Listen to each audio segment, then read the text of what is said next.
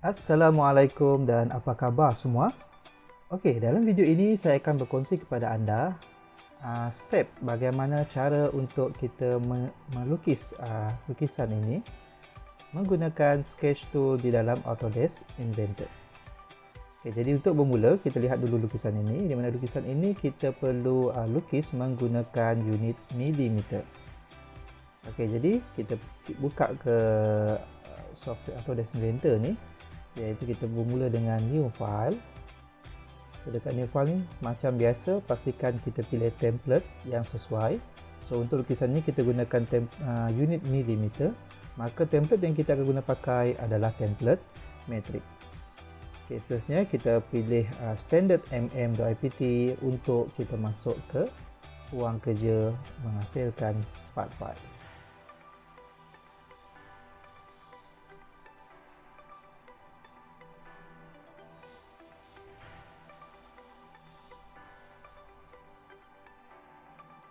Okey, so sebelum kita mula melukis sketch, seperti biasa kita perlu start dulu dengan klik kepada start to the sketch, di mana kita perlu pilih plane yang betul ataupun pilih plane yang sesuai lah. So untuk kes ini saya akan gunakan plane XY plane. Okey, bila kita dah klik XY plane, jadi kita dah sedia untuk melukis lukisan ini.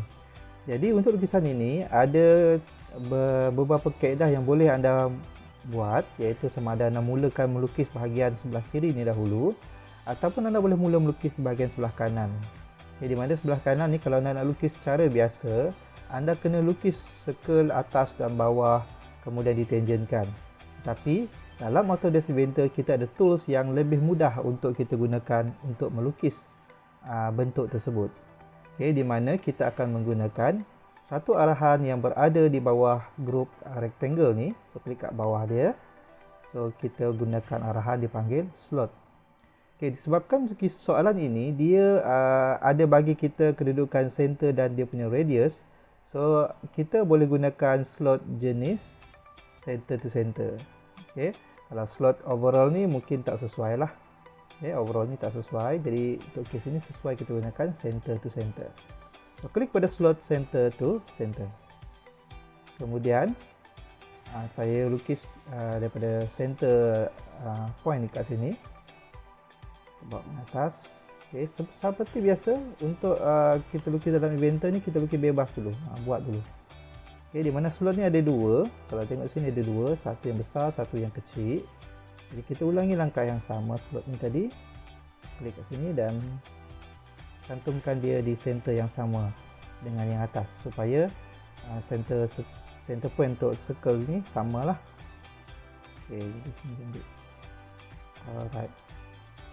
Okey, kemudian kita tengok lagi di mana rectangle, dekat sini ada rectangle, di mana rectangle ni sebenarnya dia punya center dia menyentuh dia punya bucu menyentuh center slot ni. Jadi kita ambil rectangle, ambil dia sentuh kat bucu ni dan kita bawa ke sini. Ini kita buat bebas. Okey. Yang circle di dalam ni kita biar dulu. Jadi saya nak masukkan dulu ukuran yang ada dalam soalan ini ke dalam kita punya sketch. Okey, di mana di sini diberi nilai ialah 60 untuk dia punya tinggi. Kita ambil dimension, panjang ini adalah 60, so kita masukkan 60. Okey, kalau dia besar, double klik dekat scroll button pada mouse kita untuk resize, zoom all. So dia punya panjang tinggi di sini adalah 60. Okey, panjangnya adalah 80 untuk rectangle ni, 80. Jadi untuk ini saya lebih prefer kita gunakan jarak. Saya ambil jarak garisan ini ke titik ni 80. Kenapa saya pilih jarak? Sebabnya garisan ni nanti, kalau saya ambil garisan ni sebagai panjang ini sebagai jarak dia, nanti garisan ni saya akan trim. Bila trim, ukurannya dah lari. Jadi sesuainya menggunakan jarak, di mana dalam video sebelum ini saya tunjuk bagaimana kita nak tanda jarak ini adalah dengan klik garisan pertama dengan garisan kedua kat sini. Okay, kalau sini kita tak ada garisan, kita boleh ambil titik. Jadi kita dapat jarak dia lah. jaraknya adalah 80.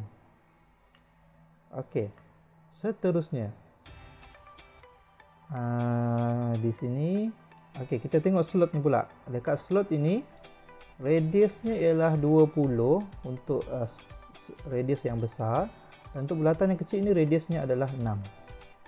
Kita boleh ambil dimension. Okay, radius ini adalah 20 dan yang kat dalam ni radiusnya adalah 6.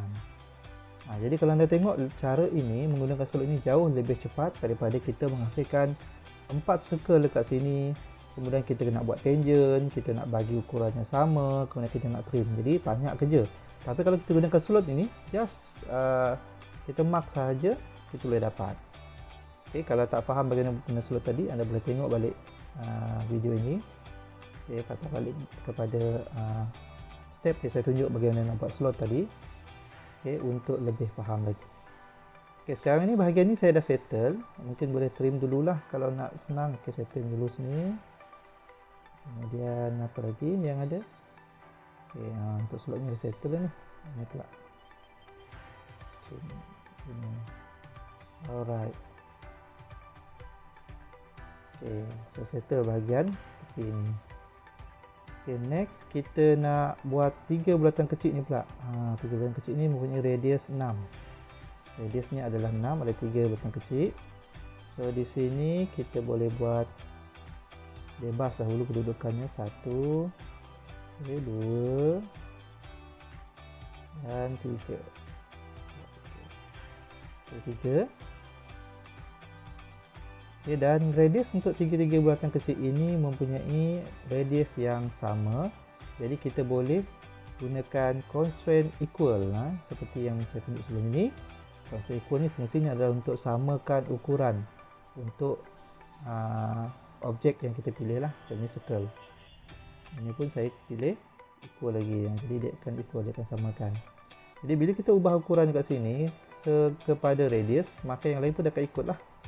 Okay, jadi bila kita klik dimension, kita klik kat circle ini, jadi kat sini dia tunjuk anak panah dia tunjuk hujung ke hujung, bermaksud ini adalah dalam mode membuat diameter. Jadi kita perlu tukar kepada radius dengan klik kanan, pilih dimension type dia sebagai radius. Okay, dan kita masukkan nilainya adalah 6. Okay, apa lagi maklumat yang diberikan? Okay, maklumat diberikan pula jarak bulatan 2 bulatan sebelah kiri ini dengan bulatan kanan ini ialah 20. Jadi kita ambil dimension, jarak kita boleh buat titik tengah bulatan ni dengan titik tengah bulatan sebelah kanan, jaraknya adalah 20. Okey, lagi apa lagi jarak nilai diberi? Okey, dibagi kat kita ini adalah jarak titik tengah ini ke bulatan sebelah kiri ini. Jaraknya ialah 50 mm. Jadi kita ambil dimension. Okay, jarak sini ke bulatan ini ialah 50 mm. Yang ini dia lari, sepatutnya sama kan? Bila lari, okay, kita boleh gunakan, tak perlu gunakan dimension, kita gunakan constraint vertical ni, vertical, untuk samakan center bulatan di bawah dengan bulatan di atas. Kita samakan dia dan buat vertical. Okay, 50 sudah, 20 sudah, yang ni dah pun vertical. Apa lagi maklumat yang diberi? Okay, maklumat diberi ialah 20, jarak bulatan bawah ni ke bawah ialah 20, jarak bulatan atas ni ke atas ialah 20. Jadi kita ambil dimension, jarak tengah bulatan atas ke garisan atas ialah 20, dan jarak untuk bulatan bawah pula ialah 20. Okay. Dan dia tunjuk bulatan ini dia berada di tengah-tengah. Ini garisan ni di tengah-tengah, bermaksud logiknya jaraknya adalah 30 kat sini. Okey, 30. Walaupun dia tak bagi tahu, tapi kita boleh analisis dengan bantuan garisan yang diberikan kat sini. Okey, jadi jaraknya bulatannya ke bawah adalah 30. Okey, jadi siaplah lukisan kita untuk soalan latihan yang ketiga ini, di mana latihan ketiga ini saya gunakan cara yang lebih pantas, iaitu kita menggunakan slot dekat sini. Slot center tu, center. Slot center ni jauh lebih mudah. Slot ni lebih mudah kerana kita tak perlu lagi nak buat banyak bulatan dan garisan, nak trim dan sebagainya. Mudah saja kita buat bentuknya terus.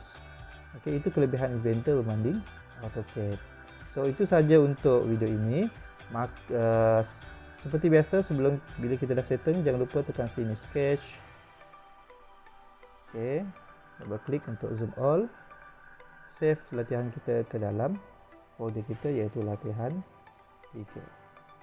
Okey, so itu saja untuk video kali ini. Kita jumpa lagi dalam video yang seterusnya, di mana saya akan tunjukkan bagaimana kita nak menghasilkan lukisan untuk latihan yang keempat. Itu saja. Assalamualaikum warahmatullahi wabarakatuh.